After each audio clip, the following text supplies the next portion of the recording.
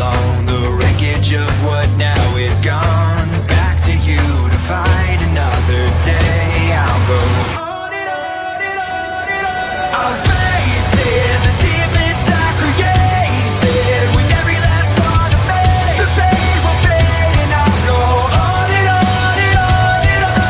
I'll face it, the demons I created. With every last part of me, the pain will fade and I'll go on and on and on.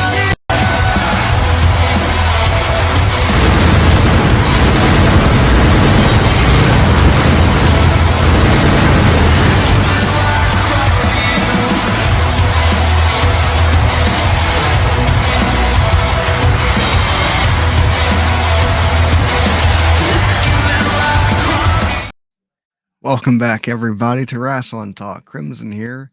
Glad to be back on here, holding it down, and we're going to review a SmackDown, February 9th, 2024. What a great SmackDown we had. Yes, indeed. We have the game. Dun, dun, dun. Triple H makes it clear Roman Reigns versus Cody is the main event for WrestleMania 40. It seems like some people in the back didn't like that decision, Cody facing Roman, but it doesn't matter if you don't like that decision. See what Triple H did there? I love that. This is what we're getting, folks. A lot of people were pretty upset with The Rock and Roman for WrestleMania. I mean, were they just listening to the fans, or were they pulling our leg the whole time? Who knows with this company, but they know what they're doing. I think it's hard to say with some other things going on, but hey, no one cares about that. Certainly not. I mean, with all the bull crap going on with what and all that other extra garbage, at least they're trying to make the product. And come on, man, give us the damn thing, and this is the damn thing we want right here, son. We've been waiting to see this. With Adam Pearce and Nick Aldis in the ring with Triple H, was announced the winner of the Elimination Chamber match will face Seth Rollins for the World Heavyweight Championship at WrestleMania. There will be a 6th qualifying match to determine their recipients. Well, pictured below here is the 12 men who will compete in qualifying matches. I got to be honest, I feel like they selected some random people for this. Some make obvious sense, like Drew McIntyre, Sami Zayn, Randy Orton, AJ Styles, but others like Logan Paul, I don't know if I got a problem with him being there or not. Wasn't he supposed to be defending his championship at EC? Matter of fact, tonight they were supposed to announce it, his opponent or whatever. Then guys like The Miz and Ivar, they were clearly just in this to lose. Who knows? Then the worst part is 2 of the first round matches are, I believe, Drew McIntyre and AJ Styles and Randy Orton versus Sami Zayn. So why? What's the point of taking out some great competitors in the first round like this? I don't know. Moving on, we have Drew McIntyre calls himself DM Hunk, which I think's very funny. This is the best Drew has ever been. I think we all can agree. If WWE is smart, and they better get this dude a new contract ASAP, because if you're letting him leave, you're letting AEW sign a massive star. Up next, we have Randy Orton. Wait, no, we don't. Oops. There we go. There's Randy Orton and Sami Zayn later tonight in a qualifying match for the Elimination Chamber. I hate this for both guys. Either Sami loses and doesn't get to be in the chamber, or Randy loses his first one-on-one match since being back. I have a feeling Solo will screw Randy.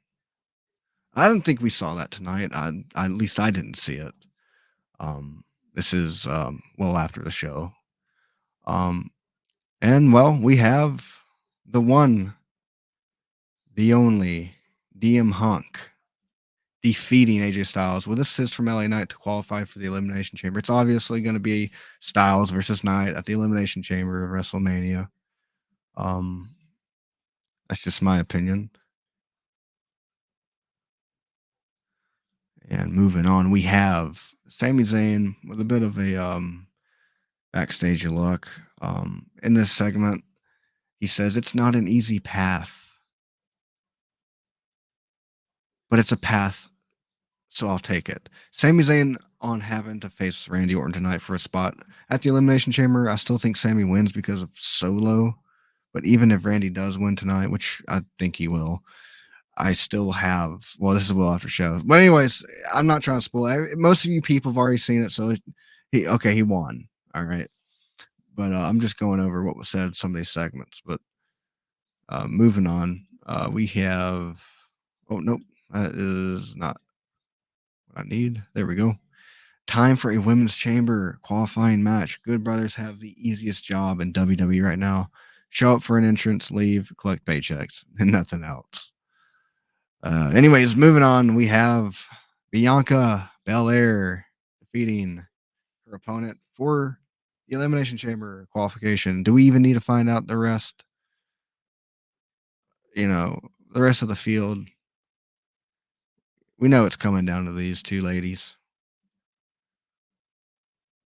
Come on. And moving on, we have Triple H telling Braun Breaker how proud he is with him, and he says he can't wait to find out which brand Braun decides to sign with. Braun asked Triple H if he had any advice on which brand he should pick, but then they get interrupted by Paul Heyman before Triple H and Braun could even talk. Braun and Triple H couldn't even talk. Somebody had to interrupt. What a shame. Damn you, Paul Heyman. Paul Heyman says he'll be back next week on SmackDown with Roman Reigns and The Rock. Go figure. I mean, moving on. I don't know what to say about that one. Dakota Kai stands with Bayley for now. This storyline gets even better with Koda's involvement, but I feel like she's going to turn on Bayley down the line, maybe once she's a champion or at WrestleMania. And moving on, we have Bobby Lashley will face Big Bronson Reed on Raw next week in a qualifying match for the Elimination Chamber once again. So Lashley is losing to Bronson. I don't see Bronson losing. He's from Australia. Think about where this is going to be and where Big Bronson Reed's from. This could be a hint of the outcome. Just saying. And moving on, once again, these guys, well, they now face Judgment Day for the Undisputed Tag Team Championship at Elimination Chamber. Incredible match, and I expected nothing less. Both teams show respect to each other. They defeated DIY tonight. Kudos to them.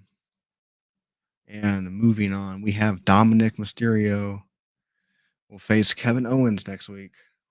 Qualifying match, of course. Well, look, these qualifying matches really don't make a lot of sense, but look, it's Drew versus AJ, Orton versus Zayn, Lashley versus Reed, Dom versus KO, Knight versus Ivar, Paul versus The Miz. Paul Logan, of course. Not Paul Heyman. He'll get messed up by The Miz. We could end up having this chamber match if these matches got booked better. Drew McIntyre versus Sami Zayn versus Randy Orton versus AJ Styles versus LA Knight versus Big Bronson Reed. That would have been a great chamber match, in my opinion. Instead, we have Styles gets eliminated immediately, and Orton and Zayn is about to look, whatever. These qualifying matchups were not put together well. That's all I got to say. Oh well, Moving on. Truth says, I thought you. He's like, he was mistaking him for the Miz. Who? Nick Mysterio? Nick Aldis? That was hilarious, man. Love our truth. That guy, he's one of my favorites for sure. Logan Paul will face the Miz next week on SmackDown. Once again, qualifying match. This will be the first televised match for Logan in WWE before they announce this World Heavyweight Championship Chamber match today. I said yesterday I thought we would get a Logan Paul defending the United States championship in a chamber match, so I still fully expect to see Logan in the chamber match. So I don't know. Someone's got to do the crazy high spots, man. Um, Look, if you ask me, come on, these matches suck. My prediction: Reed over Lashley, Knight over Ivar, Paul over Miz, Paul Logan, Logan Paul, Paul Logan, Logan Schlogan, um, and of course Kevin Owens over Dominic Mysterio. See, this one I can see going either way, though. You know, you never know. But I think, what if Dominic Mysterio defeats Kevin Owens? Interesting. Moving on, we have announced for next week.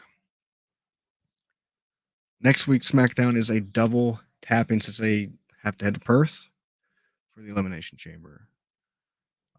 So, yeah. Anyway, go through these notes real quick.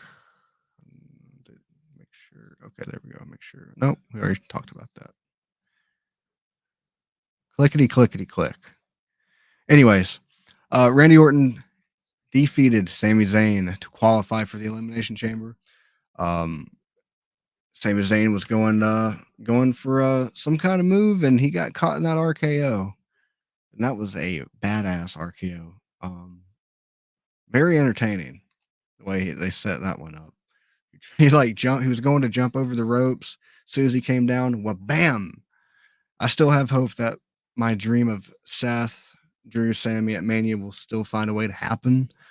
Drew wins the chamber and Sammy finds out a way to, I don't know, finds a way into the match like HBK did with Benoit and Triple H.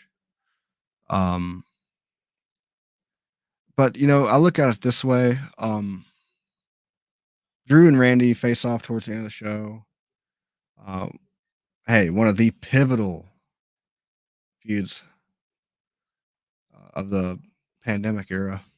But to back things up before we end it here, I appreciate you sticking in here with me as we go over this February 9th, 2024 SmackDown. Is pretty much the whole thing with The Rock and Triple H and what was going on tonight. So they're beginning, I guess it really began at the press thingy last night, I guess. This last minute, I guess, revisited feud between Triple H and The Rock seems like, with Triple H in a face role and The Rock as a heel, kind of harkening back to their 97, 98 days of their feud. Kind of, that's one way to look at it. But either way, I think it's cool. I think it makes for great TV. So clearly they're doing a good job putting out a product despite some not so good things coming out of the company at the time. So they're making up for it, and as they should. This has been Crimson on Wrestling Talk. This is Crimson SmackDown review. Thank you for tuning in, and I just miss getting on here and sitting down and talking some wrestling with you guys. And shout out to my co-host that I'm covering for tonight, Chess. Love you, mean it, brother.